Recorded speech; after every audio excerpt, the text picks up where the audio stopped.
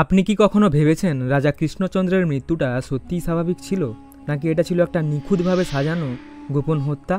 আজ আমি আপনাকে এমন কিছু তথ্য বলবো যা শুনে আপনি নিজের চোখকেও বিশ্বাস করতে পারবেন না, আর আপনি নিজেই বিচার করবেন এত বছর ধরে আমরা যা শুনে এসেছি সেটা কতটা সত্যি। রাজা কৃষ্ণচন্দ্র ছিলেন নদিয়ার রাজা, একজন প্রজ্ঞাবান, বিচক্ষণ এবং সাহসী শাসক। তিনি শুধু রাজ্য চালাননি, চালিয়েছেন মানুষের মন। ইংরেজদের সঙ্গে সমঝোতা করে নিজের রাজ্যকে নিরাপদ রেখেছিলেন, আবার নিজের সংস্কৃতি, নিজের মাটিকে আগলে রেখেছিলেন ভালোবাসার সাথে। তবে আপনি জানেন কি, তার এই জনপ্রিয়তাই একদিন তার জন্য বিপদ ডেকে এনেছিল। রাজপ্রাসাদের ভেতরেই ছিল কিছু বিশ্বাসঘাতক, যারা রাজা কৃষ্ণচন্দ্রের ক্ষমতা ও কৌশলের সামনে অসহায় ছিল।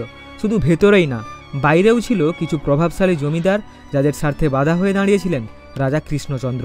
তারা চাইতো না একজন শিক্ষিত, বুদ্ধিমান রাজা সাধারণ মানুষের পাশে দাঁড়াক। মৃত্যুর কিছুদিন আগে রাজা একাধিক গোপন হুমকি পেয়েছিলেন। শোনা যায় তিনি তার ঘনিষ্ঠদের বলেছিলেন, আমার কিছু হলে চুপ করে মেনে নিও না। তারপর একদিন হঠাৎ করেই তিনি গুরুতর অসুস্থ হয়ে পড়লেন। চিকিৎসকরা কিছু বুঝে ওঠার আগেই রাজা মারা যান। কিন্তু এখানেই আসে সবচেয়ে ভয়ঙ্কর প্রশ্নটা, তার শরীরে বিষক্রিয়ার চিহ্ন মিললেও কেন কোনো তদন্ত হলো না? কেন রান্নার কাজ করত এমন এক কর্মচারী হঠাৎ উধাও হয়ে গেল? কেন কেউ কিছু বলতে পারল না? আপনি কি এটা কাকতালীয় বলে মানতে পারেন? রাজা কৃষ্ণচন্দ্রের মৃত্যুর পর পুরো রাজ্য যেন স্তব্ধ হয়ে গিয়েছিল। মানুষ কান্নায় ভেঙে পড়েছিল, কিন্তু সেই কান্নার আড়ালেই চাপা পড়ে গিয়েছিল এক ভয়ঙ্কর ষড়যন্ত্রের গন্ধ। এমনকি কিছু ইতিহাসবিদ বলেন, রাজা কৃষ্ণচন্দ্র তার মৃত্যুর আগেই তার ডায়েরিতে কিছু ইঙ্গিত লিখে রেখে দিয়ে গিয়েছিলেন। সেই ডায়েরির খোঁজ আজও কেউ পায়নি। কেউ হয়তো সেটা লুকিয়ে ফেলেছে চিরতরে।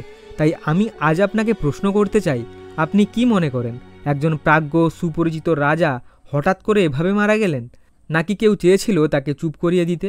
এই প্রশ্নের উত্তর হয়তো আমরা কোনোদিনই পাবো না, কিন্তু এই রহস্যটা আমাদের মনে থাকবে, আর আমরা চাইবো একদিন যেন সত্যিটা উঠে আসে সবার সামনে। তো বন্ধুরা, এই ছিল আজকের ভিডিওটি যদি আপনাদের একটু ভালো লেগে থাকে তাহলে ভিডিওতে একটি লাইক দিন, আর চ্যানেলে নতুন হলে চ্যানেলটি অবশ্যই সাবস্ক্রাইব করুন। আপনার মতামত কমেন্ট করে জানান, কারণ আপনার একটি মতামত আমাদেরকে আরও ভালো ভিডিও বানাতে সাহায্য করবে। ধন্যবাদ।